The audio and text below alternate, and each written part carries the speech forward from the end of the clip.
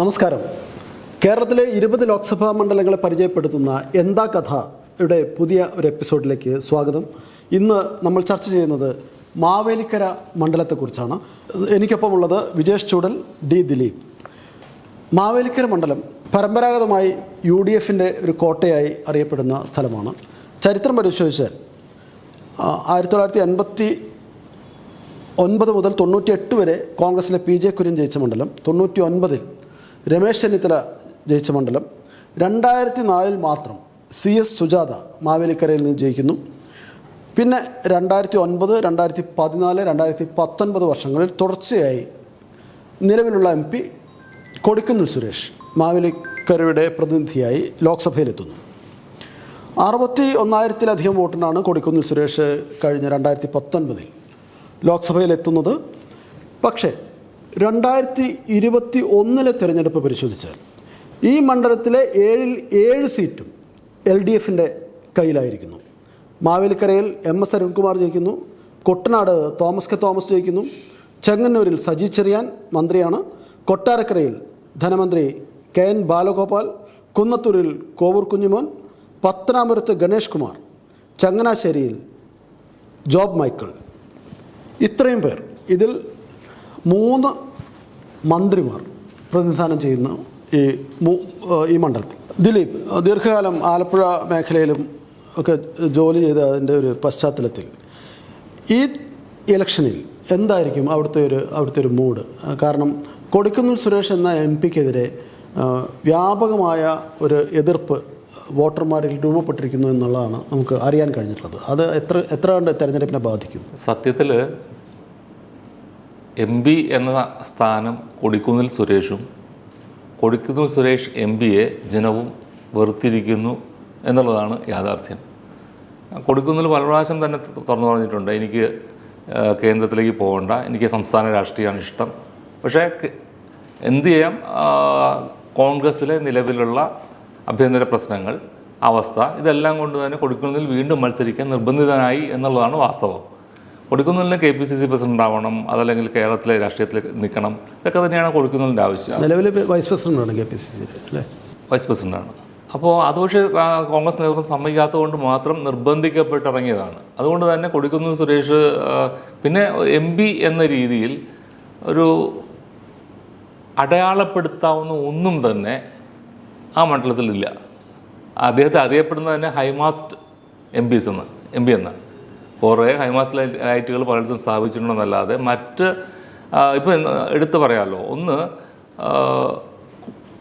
കുട്ടനാട്, ഓണാട്ടുകര, പിന്നെ പത്തനാപുരത്തിൻ്റെ കുറച്ച് ഭാഗം മാത്രമാണ് ഒരു മലയോര മേഖലയായിട്ട് വരുന്നത്. ഈ ഓണാട്ടുകരയും കുട്ടനാടും എന്നതിന് ഒന്ന് നെൽകൃഷി, മറ്റു കാർഷിക മേഖല, കുറച്ച് നമ്മൾ ഈ പറയുന്ന കശുവണ്ടി, പിന്നെ മലയോര മേഖല വന്നാൽ റബ്ബർ.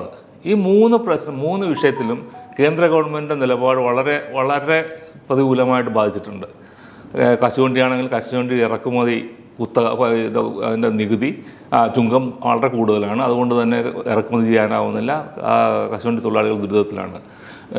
നമുക്കറിയാലോ, കുട്ടനാടെന്നൊക്കെ പറഞ്ഞാൽ പ്രളയത്തിൽ തകർന്നൊരു സ്ഥലമാണ്. അവിടെ പുനരുജ്ജീവിക്കാൻ വേണ്ടിയുള്ള കുറേ അധികം പദ്ധതികൾ സംസ്ഥാന ഗവൺമെൻറ് ഏറ്റെടുത്ത് നടത്തിയിട്ടുണ്ട്.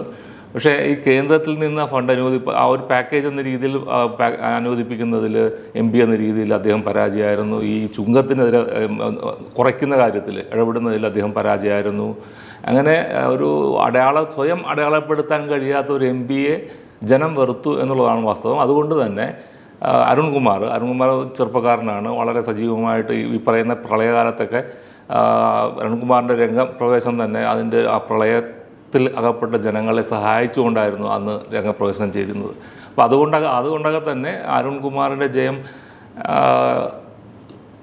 കോൺഗ്രസ്സുകാർ പോലും എനിക്ക് തോന്നുന്നു സമ്മതിച്ചു കഴിഞ്ഞു എന്നാണ് എനിക്ക് തോന്നുന്നത്.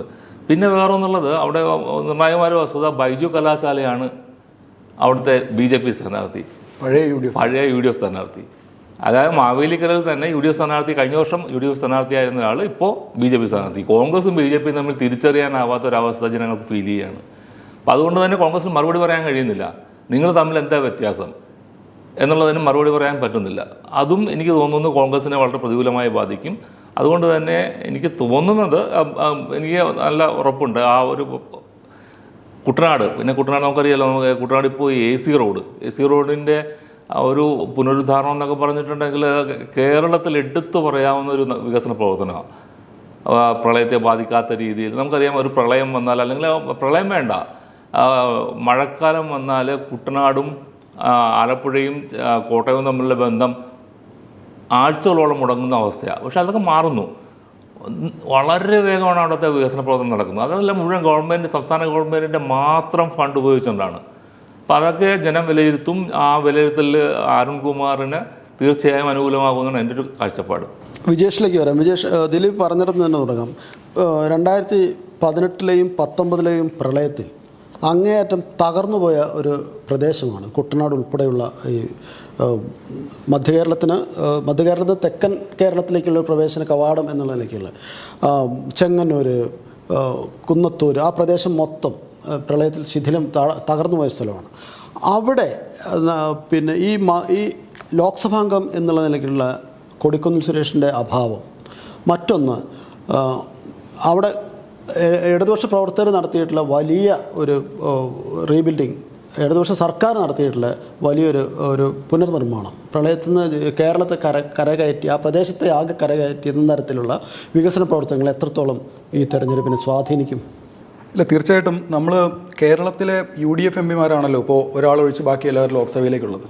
നമ്മളെല്ലാ മണ്ഡലങ്ങളിലും സ്വാഭാവികമായിട്ടും ചർച്ച ചെയ്യുന്നത് വികസനം എന്ന് പറയുന്നൊരു പ്രശ്നം തന്നെയാണ്. അതിപ്പോൾ ആറ്റിങ്ങൽ നോക്കിയാലും, അത് കഴിഞ്ഞ് കൊല്ലം, അതിനോ ചേർന്ന് കിടക്കുന്ന മാവേലിക്കരയിലും വികസനത്തിൻ്റെ കാര്യത്തിൽ, അല്ലെങ്കിൽ എന്ത് ചെയ്തു എന്നും നേരത്തെ ഇവിടെ ദിലീപേട്ടൻ പറഞ്ഞ പോലെ കുറേ ഹൈമാസ്റ്റ് ലൈറ്റുകൾ കൊണ്ടുവയ്ക്കുന്നതല്ലാതെ അതിൻ്റെ നോട്ടച്ചെലവും മറ്റു കാര്യങ്ങളൊക്കെ പഞ്ചായത്ത് ചെയ്യേണ്ടതാണ്. അതിനപ്പുറം കാര്യമായ ഒരു വികസനവും നടത്താൻ എംപിക്ക് കഴിഞ്ഞിട്ടില്ല എന്നുള്ളത് പല മണ്ഡലങ്ങളിലെയും UDF എംപിമാരെ പോലെ പിന്നെ കൊടിക്കുന്നിൽ സുരേഷ് അതിൽ നിന്ന് വ്യത്യസ്തനല്ല. രണ്ടാമതൊരു കാര്യം, നമ്മളിപ്പോൾ കേരളം കടന്നു വന്ന കുറേ വർഷങ്ങളുടെ ഒരു പോരാട്ടത്തിൻ്റെ അതിജീവനത്തിൻ്റെ ഒരു കഥയുണ്ട്. തകർന്നുപോയ ഒരു ജനത അവിടെ നിന്ന് ആ നാടിന് തിരിച്ചു കൊണ്ടുവരികയല്ല, ഒരു പുതിയ കേരളത്തെ സ്വപ്നം കാണുകയാണ്. ആ പോരാട്ടത്തിൽ, ആ അതിജീവനത്തിൻ്റെ ഒരു ഫൈറ്റിൽ ഏറ്റവും സ്ട്രഗിൾ ചെയ്ത് ഒരു മാതൃകയായി പിന്നെ നിൽക്കുന്ന ഒരു പ്രദേശം ആണ് ഈ മാവേലിക്കര മണ്ഡലം ഉൾപ്പെടുന്ന ചെങ്ങന്നൂരും കുട്ടനാടും അടക്കമുള്ള പ്രദേശങ്ങൾ.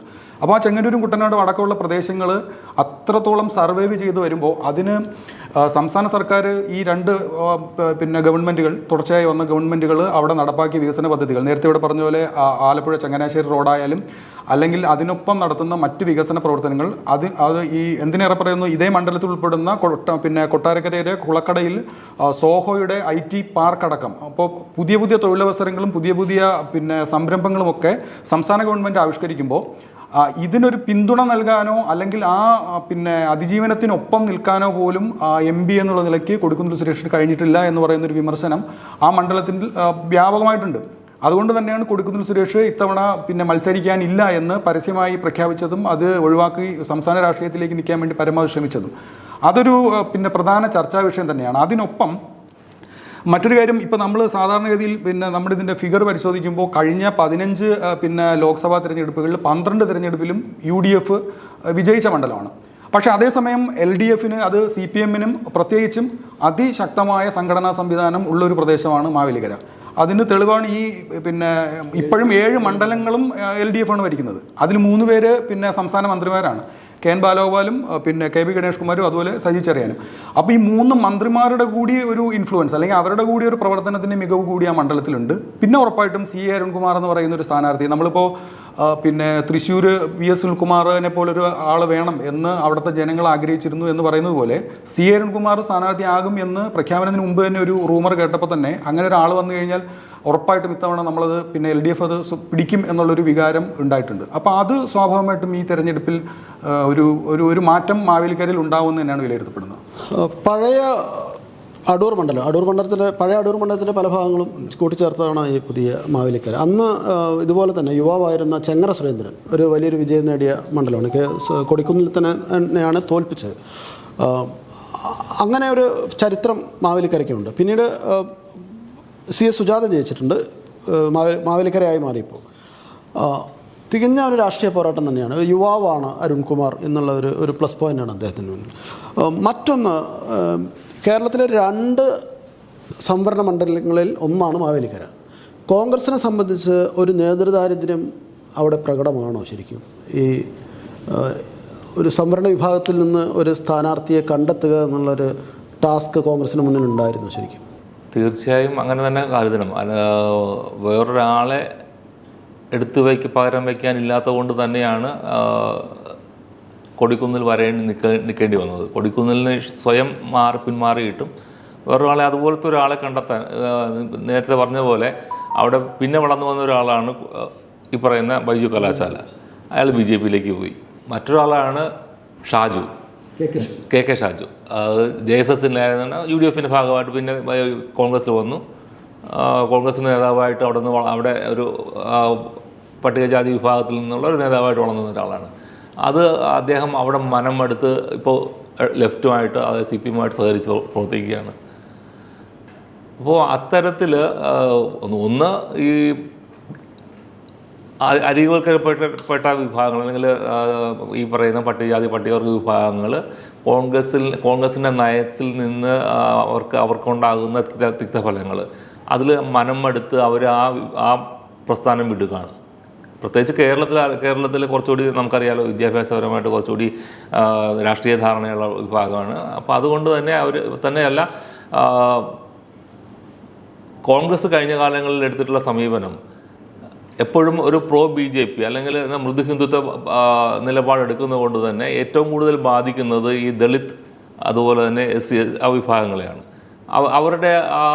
അവരെ അടിച്ചമർത്തുന്ന ഈ പറയുന്ന BJP-ക്ക് അല്ലെങ്കിൽ ഹിന്ദുത്വ വർഗീയവാദികൾക്ക് അനുകൂലമായ നിലപാടെടുക്കുമ്പോൾ സ്വാഭാവികമായും ഈ പറയുന്ന പട്ടികവർഗ വിഭാഗത്തിൽപ്പെട്ടവർക്ക് അതിലൊരു മനമെടുപ്പുണ്ടാകുന്ന സ്വാഭാവികം തന്നെയാണ്.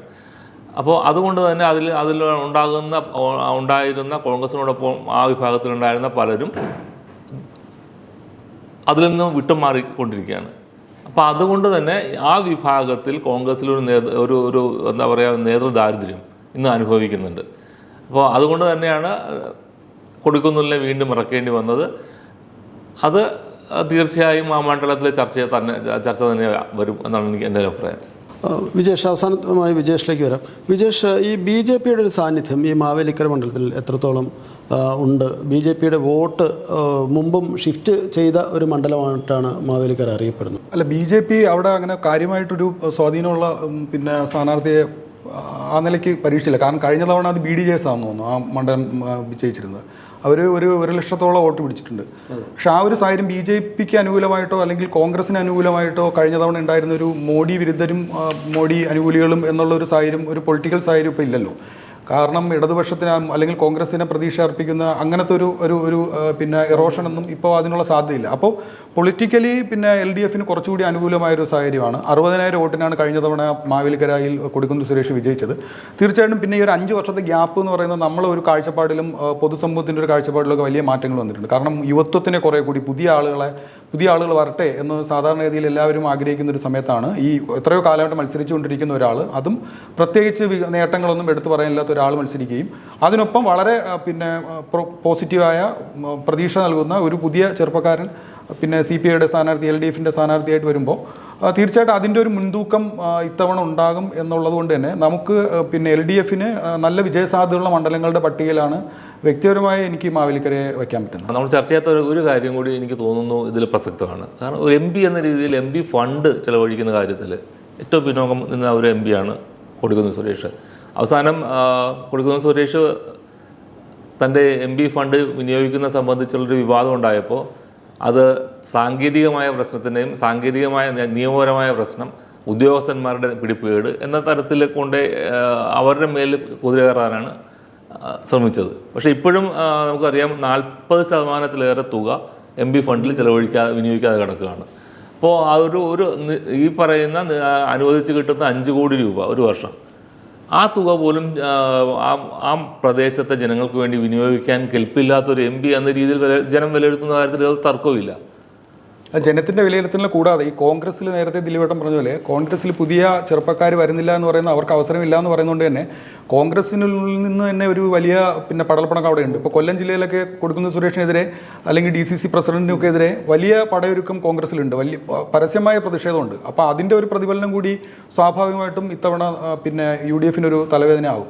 വിവിധ ഘടകങ്ങൾ പരിശോധിക്കുമ്പോൾ തീർച്ചയായും ഈ തെരഞ്ഞെടുപ്പ് ഫലം വരുന്ന സമയത്ത് ഇത് LDFന് അനുകൂലമായി നിൽക്കും എന്നുള്ള ഒരു അനുമാനത്തിലാണ് നമുക്ക് എത്താൻ കഴിയുന്നത്.